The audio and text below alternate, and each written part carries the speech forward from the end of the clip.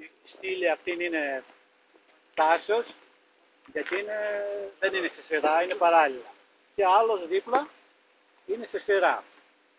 Γι' αυτό είναι εντάσσεως περισσότερο. Αυτός είναι ένας διακόπτης ισχύως.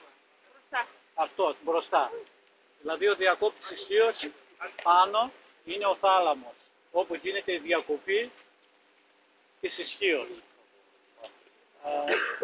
Έχουμε πολλούς διακόπτες, και αυτός και πιο κάτω, και επειδή λίγο σαν Ελλάδα δεν έχουμε ένα στάνταρ, ανάλογα από ποια χώρα τον πήραμε, αυτός είναι διακόπτες SF6, δηλαδή η σβέση του τόξου γίνεται με αέριο SF6 μέσα. Ανοίγουν οι επαφές και σβήνει το τόξο με SF6. Πιο κάτω είναι λαδιού, εκείνη, Σπρέχεσου, Αυστρίας. Αυτός είναι Ιταλικός, ο άλλος είναι Μαγκρίνη Ιταλικός, άλλος Γαλλικός, ο άλλος είναι της Siemens. Δηλαδή κάθε ένας έχει τη χώρα του.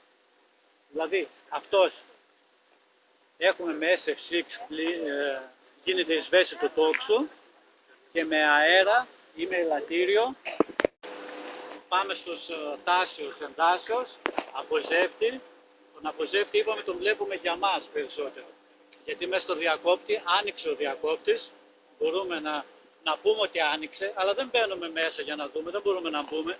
Μπορεί κάποια στιγμή να μην ανοίξει και να έχουμε πρόβλημα. Όταν θα πάνε να εργαστούν στη γραμμή κάποιοι, πρέπει να το βλέπουμε. Γι' αυτό ανοίγουμε τους αποζεύτες, αυτά είναι που ανοίγουν και βλέπουμε πλέον ότι η γραμμή έχει απομονωθεί.